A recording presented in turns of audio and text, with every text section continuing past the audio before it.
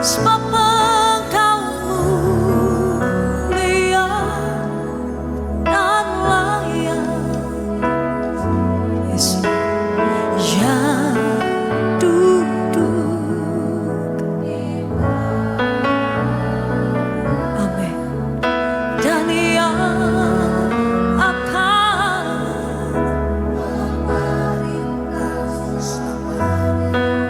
atas semua yang. Angkat kedua tanganmu di hadapan Tuhan, saudara. Sebab Engkau mulia dan layak dipuji, yang duduk di tahta dan yang akan memerintah selamanya. atas semua yang dipuji. Mari beri tepuk tangan sorak-sorai kemuliaan bagi Tuhan kita, saudara. Katakan mulia, mulia, mulia, mulia bagi anak domba. Yes, we bless you. Mulia, mulia bagi anak domba. Sebab Engkau mulia dan layak dipuji. Oh, yang duduk di tempat yang maha tinggi, yang kudus, yang mulia, memerintah selamanya atas semuanya di bumi. Hosana, sebab Engkau mulia dan layak dipuji, yang duduk di tahta dan yang akan memerintah selamanya atas semua yang. Segenap hatimu naikkan pujian, sebab Engkau mulia dan layak dipuji, yang duduk di tahta dan yang akan memerintah selamanya atas semua yang di bumi. Sebab Engkau mulia Yes, amen. dan layak dipuji. Oh, haleluya.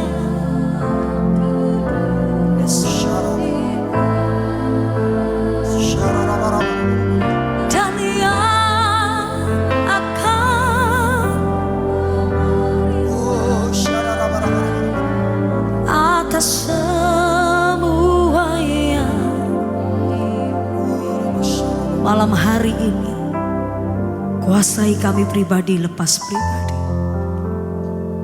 Kau tidak hanya bertata di atas puji-pujian umat-Mu, tapi biarlah Engkau bertata atas seluruh kehidupan kami. Yes, amen. Amen.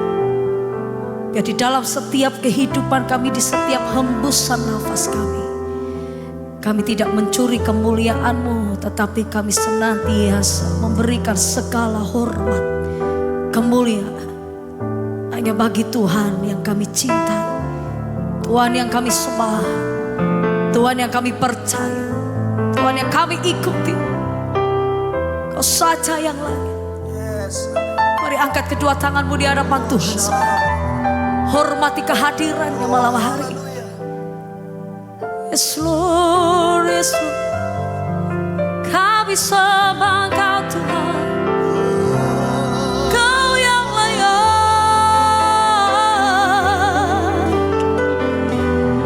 layak dipuji, disembah sampai selamanya. Oh,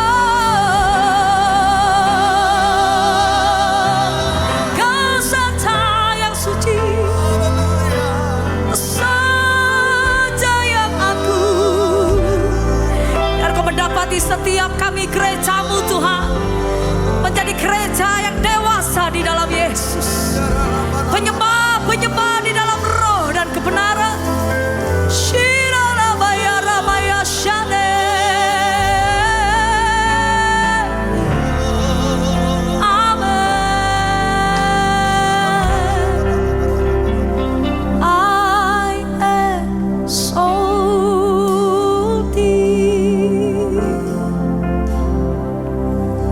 And I exalt thee.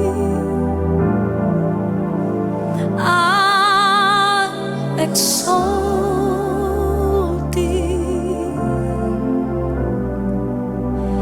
Oh Lord,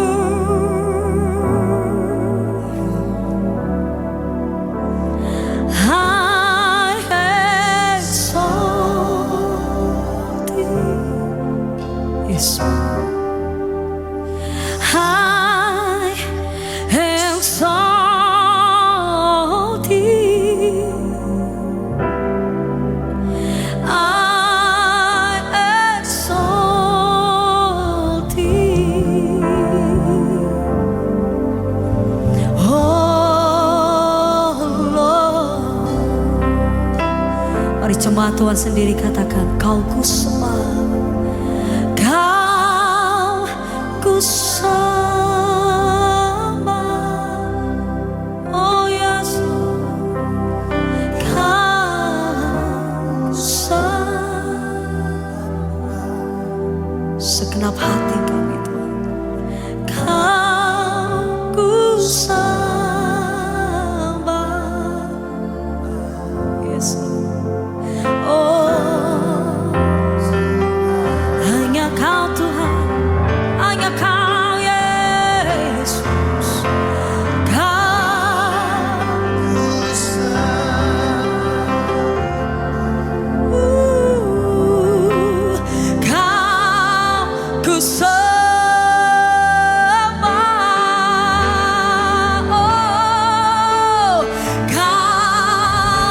sembah.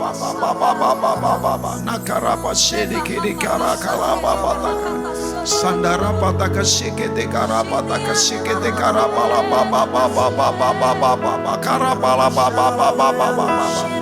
nekarapataka shikete kerekete karapataka sokoto korakalapataka sakoto korakalapa Sede karapataka sekete karapala pataka sandara pataka sekete karapala karapala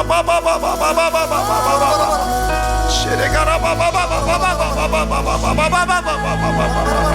sekete karapala sekete karapala korapataka sede kere karapala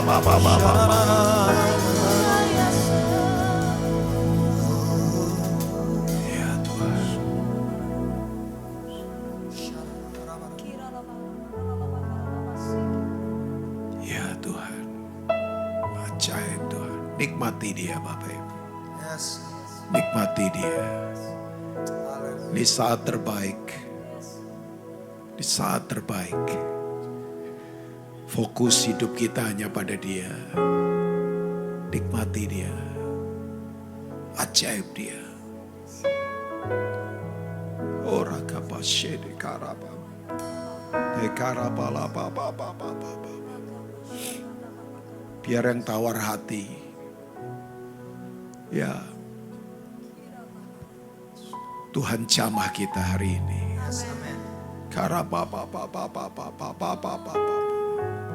Yang pesimis ada kekuatan yang dari Tuhan.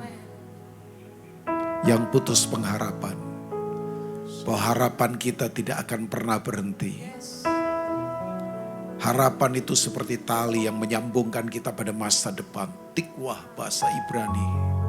Terhubung dengan masa depan untuk mengerjakan kehendak Tuhan. Harapan kita tidak akan pernah berhenti. Harapan adalah benteng terakhir dari iman. Ya.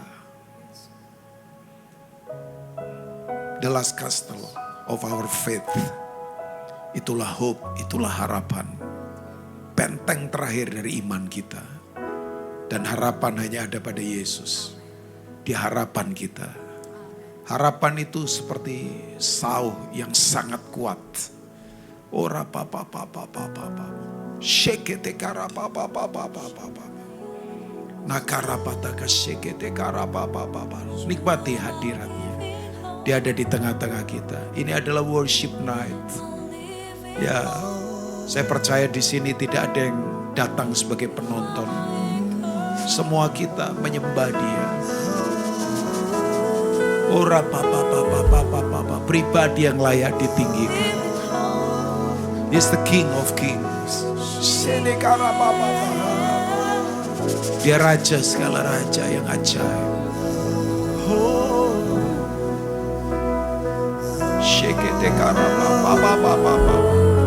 Jesus, we worship you, God, Almighty God. We proclaim you are King, Lord.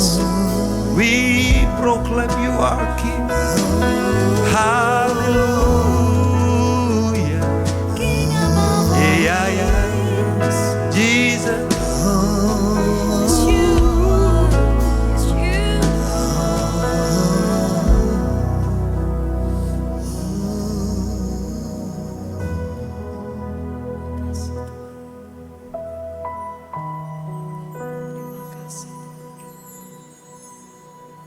Yes, Lord. Ajaib, ajaib. I sing praises to your name. Oh Lord, praises to your name. Let's sing. Oh Lord, for your name is great and worthy to be praised.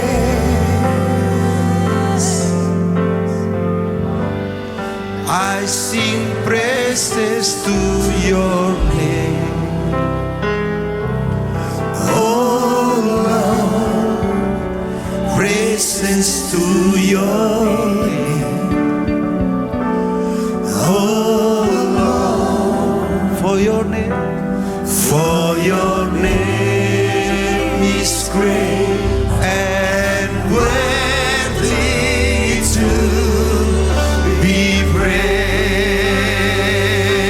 Oh, I sing praises to your name. Oh Lord, praises to your name.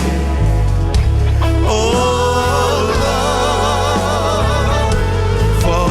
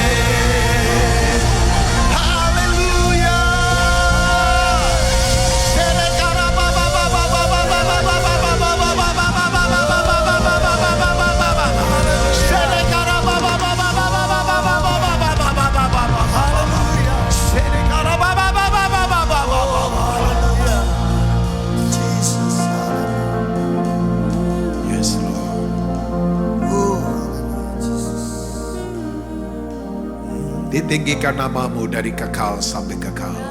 Sebab kau layak terima itu Tuhan. Kau layak ditinggikan, disembah, dimuliakan, diagungkan. Dibesarkan, disanjung tinggi, diluluhkan. Kau layak terima penghormatan, pujian, pengagungan, kejayaan, kebesaran, kedikdayaan. Karena kau besar, ajaib, mulia.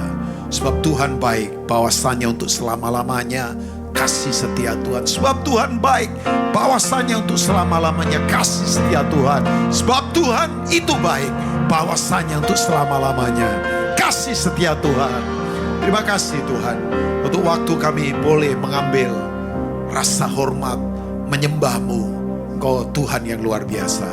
Sekarang berbicaralah, sembuhkan, kuatkan, bangkitkan, tegur kami, untuk kami dijadikan serupa dengan gambaran-Mu sendiri. Karena hanya itulah satu-satunya harga mati tujuan tertinggi kekristenan, yaitu menjadi seperti-Mu Tuhan. Seperti NKRI harga mati, menjadi seperti Yesus adalah harga mati. Tidak ada yang lain, tidak ada yang lain. Yang lain tidak terlalu penting. Yang penting adalah serupa dengan-Mu Tuhan. Berbicaralah, nyatakan hatimu. Demi nama Yesus, bagi kemuliaan Tuhan Yesus. Mari jemaat yang siap diberkati untuk menjadi berkat. Katakan, Amin. amin, amin, amin. Silakan duduk. Shalom Bapak Ibu. Apa kabar? Luar biasa ya. Satu anugerah untuk ada kembali di Gereja Best di Worship Night malam hari ini. Jadi ini sebuah kepercayaan buat saya.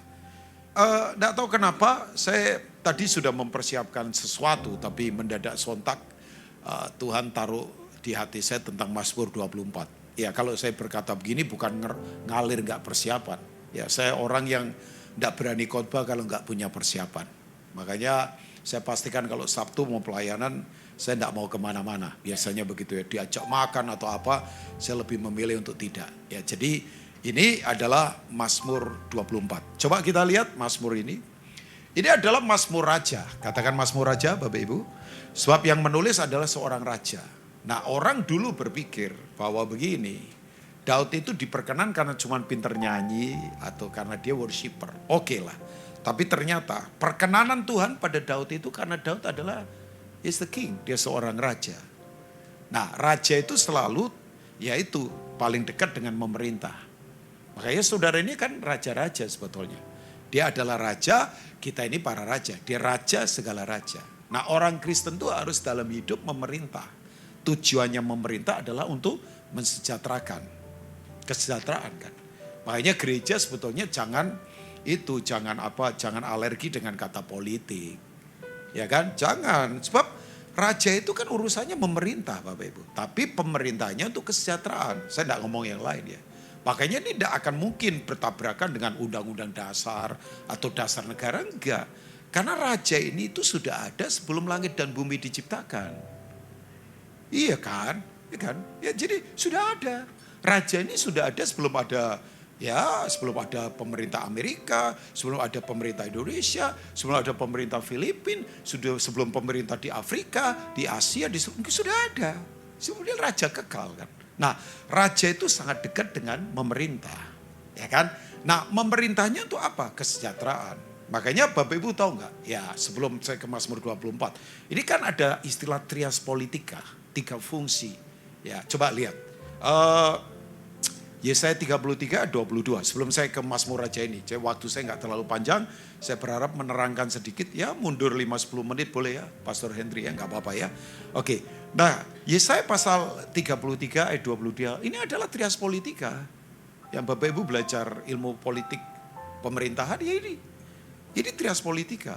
Nah, Bapak Ibu mesti tahu bahwa nubuatan Yesaya itu adalah nubuatan mesianik. Nubuatan bahwa Tuhan itu raja. Sebab Tuhan ialah apa? Hakim kita. Ini fungsi yudikatif. Ya, ini yudikatif ini. Dia hakim. Tuhan adalah hakim kita. Tuhan ialah yang memberi apa? Hukum bagi kita. Ini fungsi legislatif, Senat, DPR. Dia membuat regulasi. Undang-undang. Nah, undang-undangnya ada di firman-Nya. Nah, kemudian Tuhan ialah apa? Raja kita. Apa ini? Eksekutif. Kalau sekarang presidensial. Dia akan apa Bapak Ibu? Menyelamatkan kita. Nah tolong dimengerti. Konsep keselamatan orang Yahudi itu tidak membawa orang masuk surga. Gak ada itu. Yang ada adalah konsep kesejahteraan. Bahwa manusia berdosa ditebus supaya sejahtera. Karena kalau orang jadi budak itu tidak mungkin sejahtera. Karena budak itu pasti mati. Karena budak itu tidak tahu jam kerja. Pokoknya harus kerja terus. Ya kan, makanya kalau orang diperbudak duit, mati rohaninya. Yang dikejar duit terus. Harusnya orang Kristen jangan kejar uang. Kita menghasilkan uang, untuk uang itu kita pakai untuk mengerjakan kehendak Tuhan. Beda loh, kejar uang dengan menghasilkan uang. Kalau kejar uang berarti uang sudah jadi tujuan. Ya kan? Yang paling ngeri, dunia menganggap uang itu komoditas. Orang Kristen menganggap uang itu adalah tujuan berkat. Kita kalah level sama dunia. Dunia itu anggap uang cuma komoditas. Makanya dijual belikan dalam bentuk saham lah, dalam bentuk kemudian falas lah, dalam bentuk apa terserah. Komoditas. Kayak saudara punya komoditas. Pertanian, tambang, yang saudara main tambang, main pertanian, perikanan itu kan komoditas semua. Ya kan? Lah dunia itu menganggap uang itu cuma komoditas. Makanya uang kemudian diperdagangkan dalam bentuk apapun lah. Saudara lebih mahir dari saya. Saham kah, kemudian falas kah, ya kan? Sementara orang Kristen kalau enggak rohani menganggap bahwa tujuan berkat itu uang. Nah, kita kalah level sama dunia. Oh Pak Ruby tidak perlu uang. Ya uang buat saya hanya alat transaksi. Enggak lebih dari itu. Udah uang itu cuma untuk alat bayar saja. Uang untuk membeli. Saya beli baju misalnya. Ya baju ya saya beli pakai uang. Sudah. Udah di titik itu saja. Makanya uang jangan jadi benda hidup. Itu berarti sudah disembah. Uang itu benda mati kok. Ya, saudara sorry ya, kucing saja tidak nyembah duit. Manusia nyembah duit. Aduh, saya ngomong begini nggak ada yang tersinggung loh. Coba, saudara taruh di sekitar kucing 100.000. Terus satu lagi saudara taruh kepala bandeng, pilih mana? Loh coba dijawab, pilih mana Bapak Ibu? Loh coba, iya supaya ngejek kita lah yang cinta duit. Oke. Nah makanya cinta duit itu mamon. Kapan uang yang mati disembah itu sudah jadi mamon. Mamon ini kan berasal dari kata mamonas. Mamonas adalah benda mati yang disembah menjadi benda hidup. Tandanya apa? Semua harapannya di duit. Sakit gak apa-apa, ada duit kok ke dokter di Singapura. Ya gak apa-apa ke Singapurnya. Tapi duitnya itu yang sudah menjadi hal utama buat dia. Itu Tuhan disingkirkan. Padahal kita berkata kalau ada orang sakit tumpang tangan. Kuasa darah Yesus menyembuhkan. Ya bukan saya anti pakai obat, pakai dokter, bukan. Dokter obat itu hanya alat saja. Tapi yang utama cari Tuhan. Makanya kalau ada yang masalah, saya enggak langsung, ya enggak, bukan enggak langsung, enggak mau ketemu orang kaya atau apa. Saya pakai lutut, cari Tuhan. Itu saya sudah latih dari saya sejak bertobat. Walaupun dulu Kristen saya agamawi karena tradisi. Karena orang tua Kristen, ya mau enggak mau jadi Kristen. Nanti kalau enggak dikasih makan sama papa. Loh iyalah. Nah Kristen kan jangan outside in. Kristen itu inside out. Inner beauty kan. Iya kan. Tampaknya dari dalam keluar. Jangan dipoles dari luar. Kalau dari luar udah pencitraan semua. Yalah. Saya bisa tahu ke orang yang pencitraan mana. Yang sombong mana. Dari wajahnya udah ketahuan.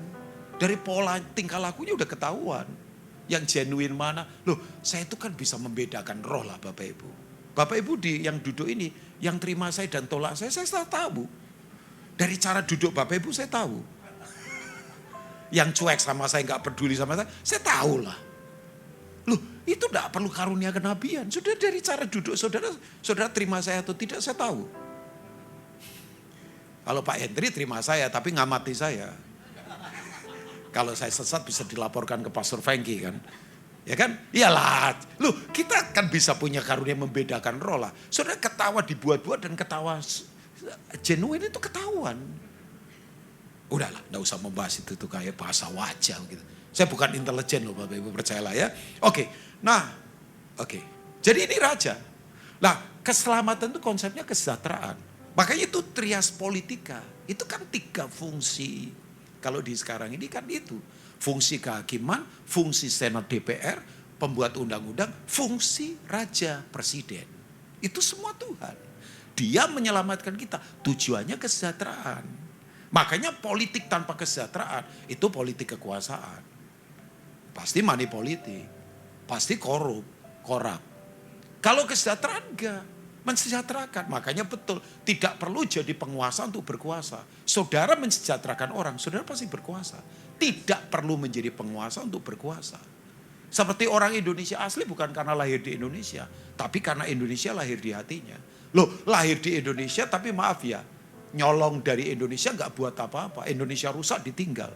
Ya berarti Indonesia tidak lahir di hatinya, dia hanya lahir di Indonesia. Makanya jangan kaget kalau ada orang dari luar tapi cinta bangsa ini. Franz Magnus Suseno misalnya. Orang Jerman yang lebih Indonesia daripada orang yang sekedar ngaku Indonesia. Loh, beliau kan orang Jerman. Beliau, saya hormat sama beliau. Ya tahulah, tokoh Katolik Franz Magnus Suseno. Ya. Terus siapa lagi? Ada banyak. Ya, De Walker misalnya, pendiri sekolah Alkitab Tawamahu. Orang New Zealand. Tapi cinta Indonesia karena Indonesia lahir di hatinya. Siapa lagi? Bisa lah. Makanya kulit bisa putih, mata bisa sipit. Tapi lebih Indonesia daripada orang yang sekedar ngaku dia orang Indonesia. Karena Indonesia ada di hatinya, bukan di luar. Ya gak apa-apalah kan, kampanye sudah lewat. Nah ini bukan kampanye, ini soal kebangsaan kan. Ini soal hati cinta bangsa. Nah tujuannya mensejahterakan. Katakan mensejahterakan. Makanya sudah sejahterakan lingkungan. Kalau bersihin got, ikut bersihin got. Jangan kirim orang karena sombong kita punya duit suruh-suruh orang. Saudara terlibat. Di RT saudara terlibat. Ya, ibu-ibu kalau lagi masak bersama ikut. Pak, tapi kan harus ke gereja. Ya kan gak tiap minggu.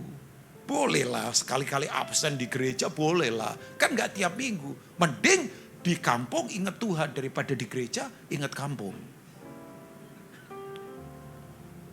Aku kurang yakin ini kan. Loh iya kan, ada teman saya gembala. Gembala pikirannya terbuka. Nah satu majelisnya petani. Lah petani di kampungnya dia kalau lagi panen bersama, walaupun sawahnya dia tidak panen. Itu dia ikut-ikutan karena panennya bersama. Jadi saling membantu tetangga. Kan di gereja itu ada istilah apa sih? Ya kalau di desa itu istilahnya apa sih? Ya itu. Jadi kemudian dia izin sama teman saya, Pak Pendeta minggu depan saya nggak bisa jadi terima tamu, digantikan teman saya. Gak apa-apa, oh gak apa-apa. Bapak di sawah saja, ikut sama-sama supaya jadi berkat. Nah, orang Kristen ada bersama-sama absen. Jadi nanti minggu depannya lagi Bapak ke gereja. Oh gak apa-apa, gak apa-apa. Sebelum dia pergi dia berkata, teman saya berkata, mending Bapak di sawah ingat Tuhan daripada di gereja ingat sawah. Nah, guys, saya nggak tahu saudara ingat toko ini kayaknya di sini, ya kan? Mending di toko ingat Tuhan daripada di sini ingat toko. Saya khotbah apa ini? Saya khotbah ini, oke. Nah, Mazmur 24 coba kita lihat ayat pertama. Kok kamu tidak tertawa? Dia tertawanya mahal sekali. Enggak, maafkan saya ya, bercanda saja. Enggak, tiba-tiba lihat wajahnya tertawanya kok. Memang kalau di panggung nggak boleh ngakak begitu ya? Boleh lah Pak ya, boleh lah ya. Ya udah, oke. Oh mahal ya kan, oke. Saya sama Franz sahabat lama, jadi ya kita suka menganiaya supaya rupa Kristus terjadi di antara kita. So kenal lama lah sama Franz. Franz ini senior ini, WL senior. Ya seluruh alam semesta Surabaya tahu dia ya. Ya kan? Ya tahulah dia di mana, kemana, di mana ya kita tahu. Oke, Mazmur 24 ayat pertama sampai 4. Coba kita lihat. Mazmur Daud, Mazmur siapa? Daud siapa? Raja. Daud siapa? Raja. Tuhanlah yang mempunyai bumi serta segala isinya dan dunia serta yang diam di dalamnya. Coba lihat ayat yang kedua sampai ayat 4. Sebab dialah yang mendasarkannya di atas lautan dan menegakkannya di atas sungai-sungai. Jadi tahu Bapak Ibu ya, dunia itu, bumi itu dulu bumi. Bumi dulu sebelum berbentuk itu air semua. Kemudian Tuhan bikin lempengan-lempengan batu karang. Makanya bumi ini dasar bawahnya itu adalah lempengan-lempengan batu karang. Nah, iya kan? Itu yang disebut dengan tektonik. Makanya kalau terjadi pergeseran batu karang disebut dengan gempa tektonik. Nah tektonik itu berasal dari kata dasar tekton. Katakan tekton. Tekton itu artinya apa? Si tukang kayu dari Nazaret. Jadi goncangnya bumi itu solusinya cuma satu. Tukang kayu dari Nazaret. Yesus.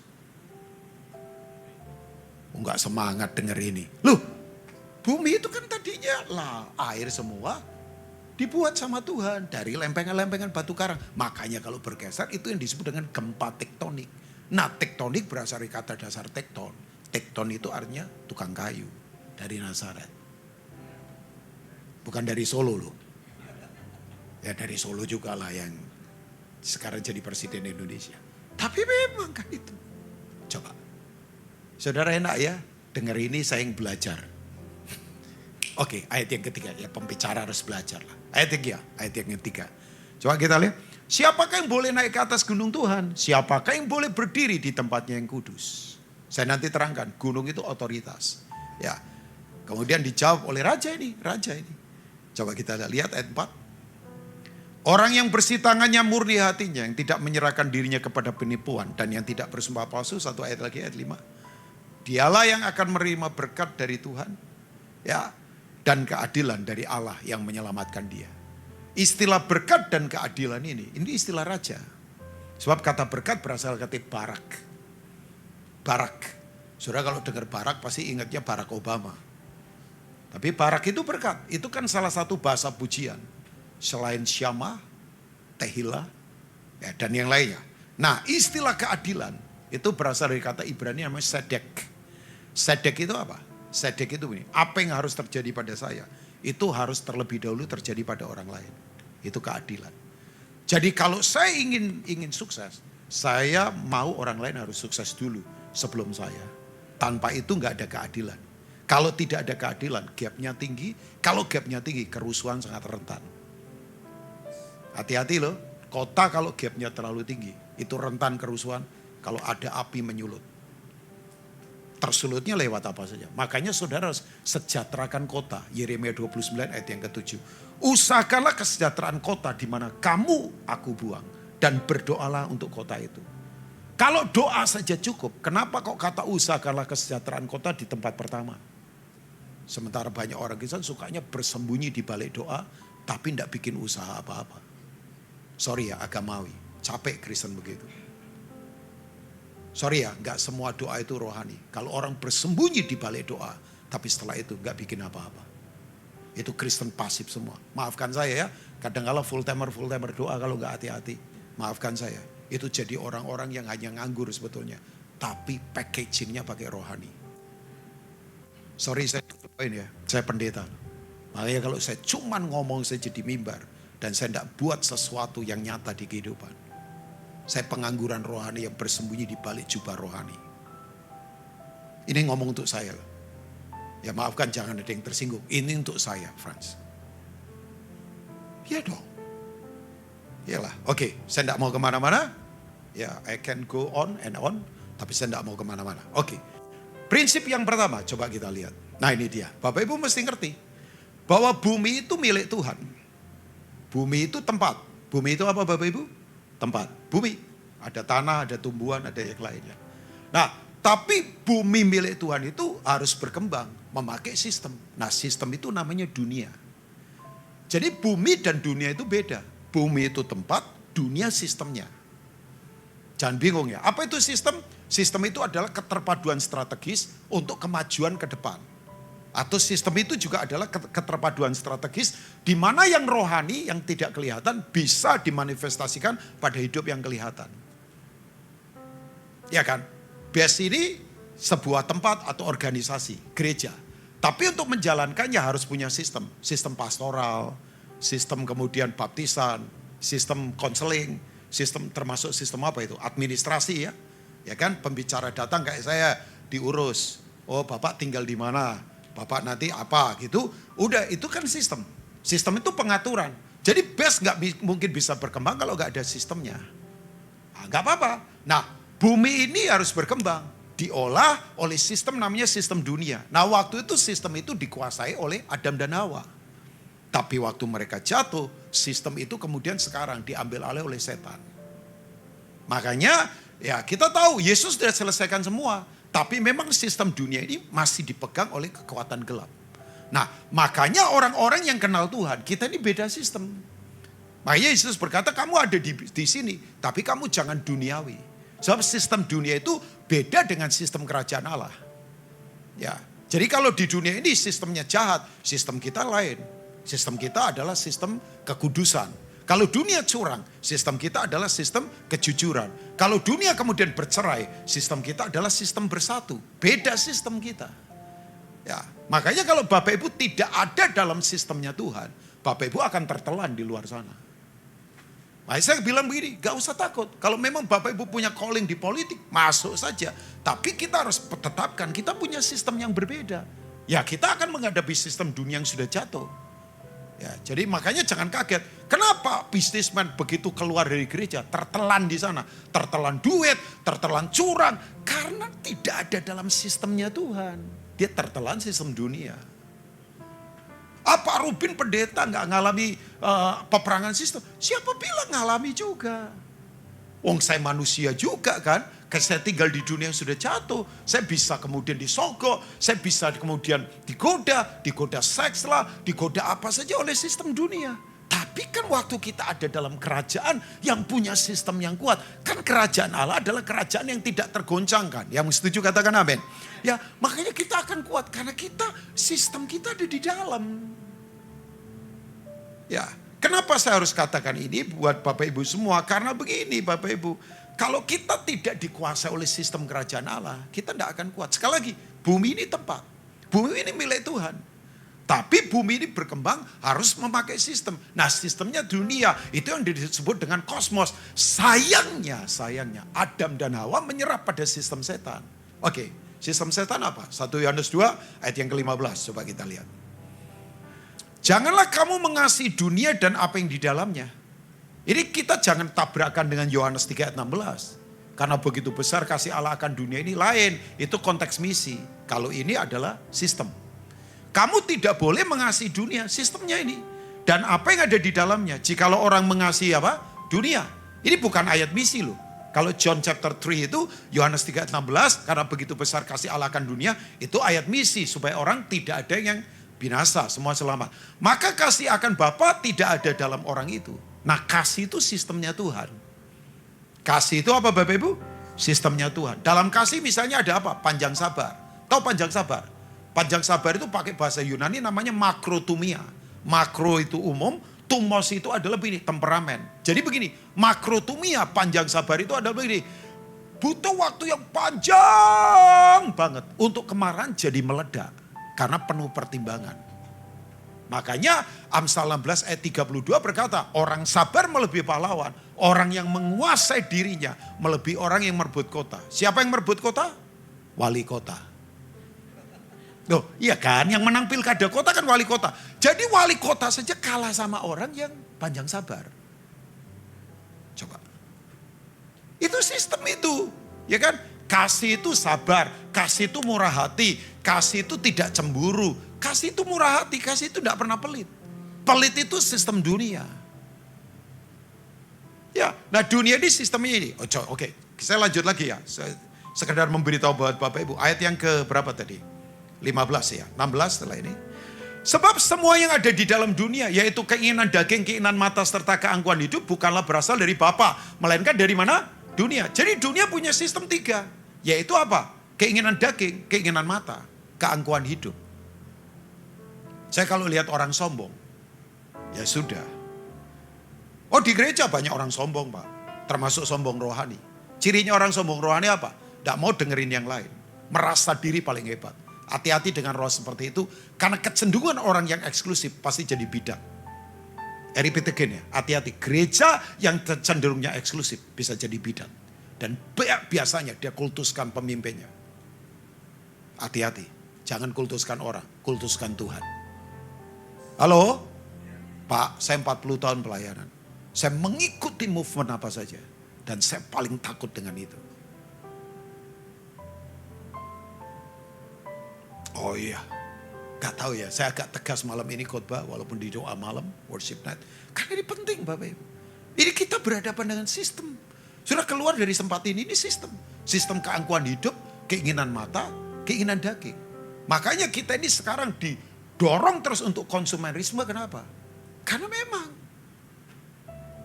Tahu gak Bapak Ibu, sekarang dengan mass production, baju ini hanya bertahan sekian bulan saja. Coba dicuci terus luntur. Zaman dulu enggak, ketika baju dianyam, oleh home industry, lebih tahan lama. Tapi memang kita digiring untuk ke sana, belanja terus. Mobil aja sekarang dibuat mass production kan. Udah pabrikan 5 tahun saja. Coba mobil-mobil zaman dulu, Ford yang awal-awal, ya itu handmade Bapak Ibu. Butuh waktu lama, produksinya lama, dan bertahannya lama.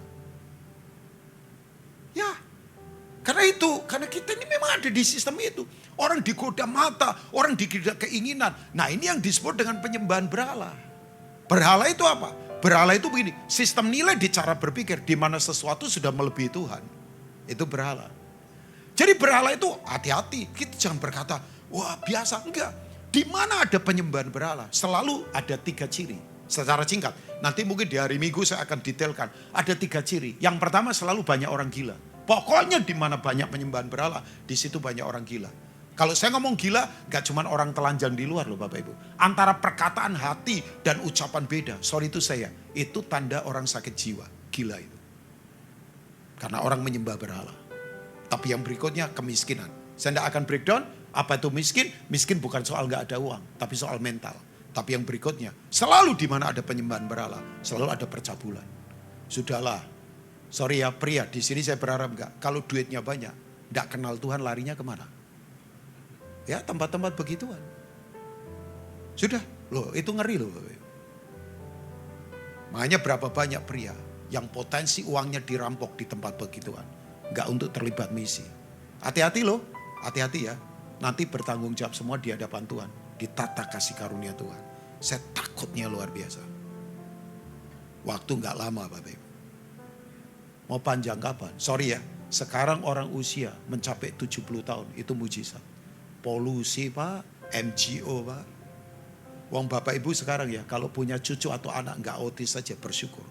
5 dari 10 bayi yang lahir sekarang potensi autism sekarang. Dan autisnya sekarang menyerang. Salah satunya terjadi perdebatan sih, nggak tahu Pak Hendri baca atau tidak. Terjadi perdebatan karena makanan, MGO, Modified Generic Organic. Yalah tanah pertanian makin sedikit, dibangun semuanya, termasuk dibangun gedung-gedung gereja. Oh iya Pak, makanya yang punya calling di pertanian, masuk ke sana. Itu salah satu bisnis yang menolong mensejahterakan orang. Tidak cuma berpikir duit. Saya dorong. Sayang sih ya. Dari wajahnya nih kayaknya pedagang semua kayaknya ya. Atau pemain saham. Gak ada yang di pertanian. Pak, prinsip Alkitab tetap pertanian. Tahu petani? Nungguin, nyiramin, panas, hujan. Tapi puasnya batin. Sekarang aja kepemimpinan gereja bukan lagi petani. Polanya CEO. Bangun gudang gede-gede, tarik Tuhan dengan segala cara, yang penting jumlah. Makanya puasnya gak dibatin. Saudara kalau nanam, nungguin, panas, siang, nyiramin. Puasnya dibatin. Begitu tumbuh berbuah, puas dibatin. Sekarang pola gerejanya udah polanya pola CEO.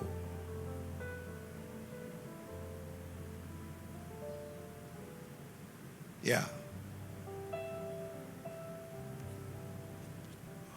Pak Rubin kok galak? Tanya Frans, saya ini baik, percayalah. Cuman kalau di mimbar kan ya memang ini kan saya ini tawanan roh. Jadi Roh Kudus ngomong apa saya nggak bisa tahan. Kalau saya tahan saya nanti bisa nggak baik kan. Jadi, saya nggak kenal saudara saya. Loh sama Pak Hendri aja saya nggak terlalu kenal. Ya kan kita baru ketemu sekali ya. 10 kali di mimpi kayaknya kalau nggak salah ya. Yang lalu lah masih intens Pak. Mungkin di Jakarta dulu sempat ketemu ya sama zamannya FGP FMI Pak. Tapi kan gak terlalu intens. Baru intens kemarin itu. Sekali ya saya datang ke sini sekian bulan. Wah ini jadi waktunya panjang lagi gara-gara ceritain Pak Hendri sama saya lagi. Oke.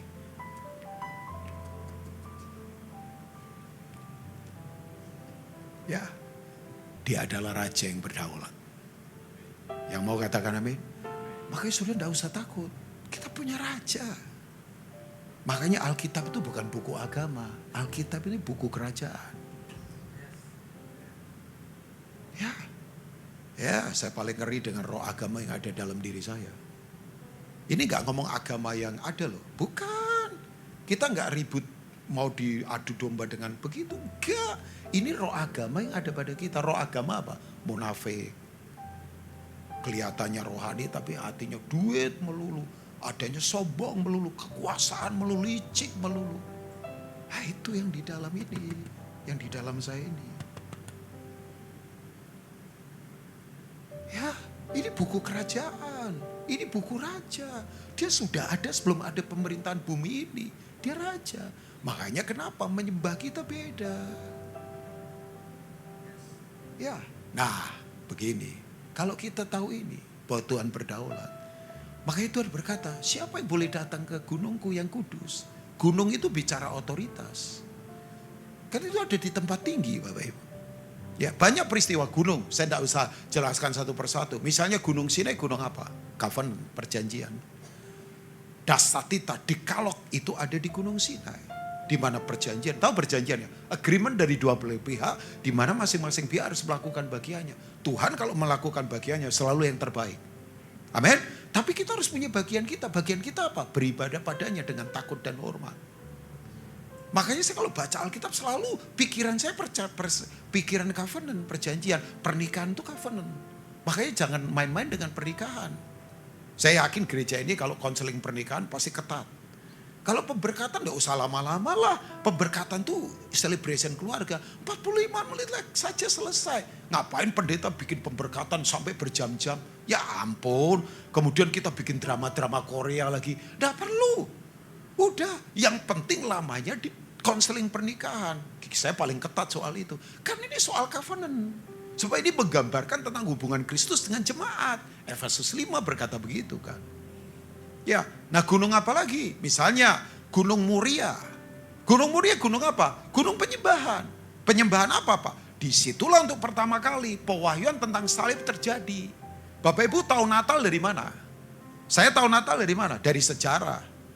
Guru sekolah minggu ngajarin, pembicara ngajarin. Tapi kalau Abraham tahu Natal dari mana? Dari pewahyuan. Kita tahu Natal dari histori, Abraham tahu Natal dari misteri. Levelnya beda. Sebab dari Abraham ke Kristus itu 4.000 tahun. Adam ke Abraham 2.000 tahun, Abraham ke Daud 2.000 tahun, Daud ke Kristus 4.000 tahun. Nah pewahyuannya sih sudah dapat. Ketika Ishak mau dikorbankan di Moria, Tuhan berkata, stop Abraham, aku tahu hatimu. Tiba-tiba noleh ke belakang, ada itu.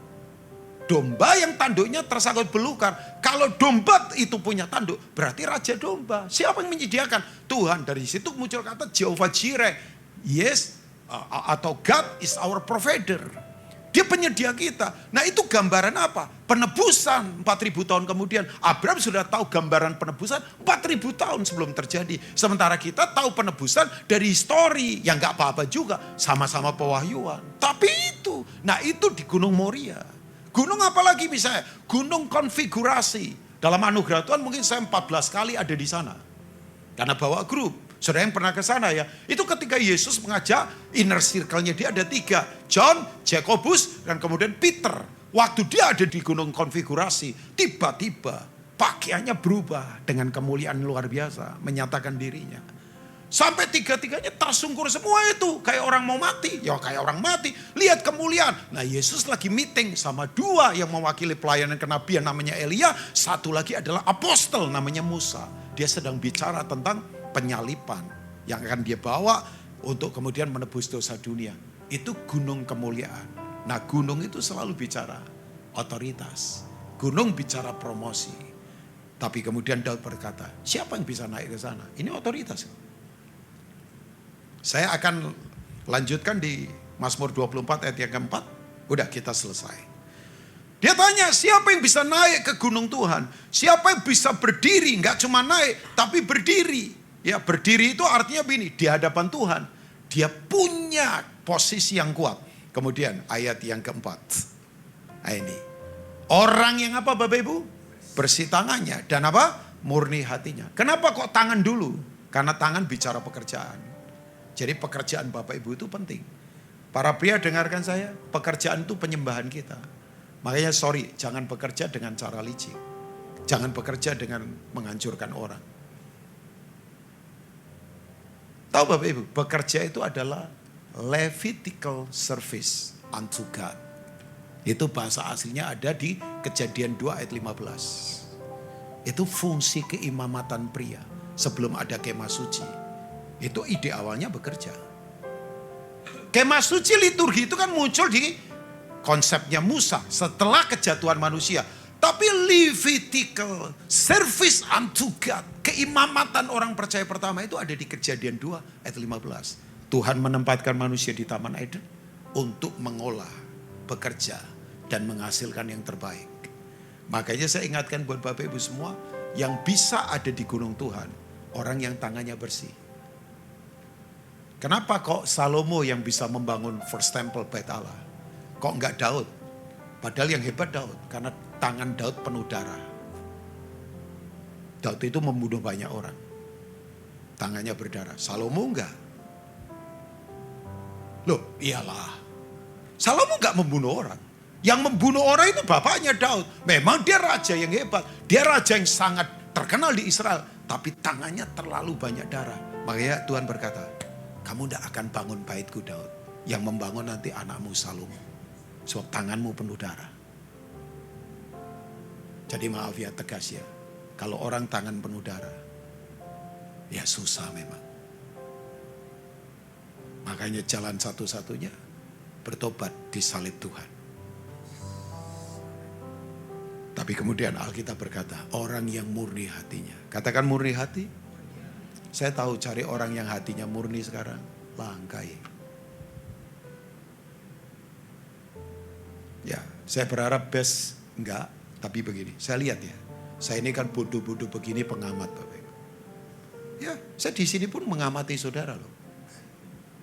Jadi enggak cuman Pak Hendri amati saya, tapi saya amati. Nah, saya senang tadi present worship luar biasa. Memang Frans dan siapa itu? Vita ya? Tika. Panggabean kah? Oh, bukan ya. Mana Tika? Tika. Ya, kita ketemu di Zoom beberapa kali ya. Ya, tapi dia diurapi asli. Ini dua orang ini diurapi. Semua diurapi lah. Tim present worship diurapi. Nah begini Bapak Ibu. Bapak Ibu bisa lihat gak sekarang? Kalau gak hati-hati ya. Gak cuman pendeta. Ya pendeta juga banyak yang punya motivasi yang. Mungkin Bapak Ibu boleh uji saya juga. Jangan takut. Supaya saya tetap murni. Ya. Makanya awasi kita para pendeta. Awasi. Dan kalau perlu kritik. Tapi kritiknya jangan menghancurkan ya. Kritik boleh dengan situasi hati yang benar. Jangan kritiknya menghancurkan. Bapak Ibu tahu nggak? Ini untuk jemaat juga. Saya berharap di sini nggak ada. Sekarang Bapak Ibu tahu nggak? Orang datang ke gereja selalu berkata begini. Tempatnya enak nggak? Musiknya keren nggak? Pembicaranya bagus-bagus nggak? Tampilannya kayak artis nggak? AC-nya dingin nggak? Sorry ya. Itu sebetulnya begini. Orang udah datang ke Tuhan. Motivasinya udah gak murni lagi. Bukan hanya cuma yang di mimbar, tapi termasuk. Saya berharap di sini enggak. Kan saya ini lagi ngomong secara keseluruhan. Kalau enggak hati-hati. Makanya sekarang cari orang yang murni. Susah. Nah yang parah lagi. Ketulusan dipakai untuk menguntungkan diri sendiri. Itu bukan tulus. Itu asli bulus. Jangan. Udah memberi saja. Jangan memberi berpikir dapat apa ya. Udah beri saja lah. Saya makanya tidak suka mengajar. Kamu diberi supaya kamu kaya. Udah beri saja. Karena Alkitab katakan berilah. Ya jelas maka akan diberi. Gak usah punya motif yang lain. Layani saja. Gak usah hitung-hitungan sama Tuhan. Saya 40 tahun lebih pelayanan Bapak Ibu. Dalam anugerah Tuhan. Tidak pernah hitungan. Tidak berpikir dikatrol orang siapa, deketin orang tertentu supaya naik posisi. Saya paling anti dengan begituan. Udah, murni saja, tulus saja. Tuhan cari orang seperti ini. Ya, berharap di sini. Yuk kita kembali. Lihat dia raja. Mari datang ke gunungnya yang kudus yang penuh otoritas. Dengan tangan yang bersih. Hati yang murni. God bless you all. Tuhan memberkati semua. Sebelum pemusik naik, saya sudah selesaikan dulu. Mari kita berdiri bersama-sama. Haleluya.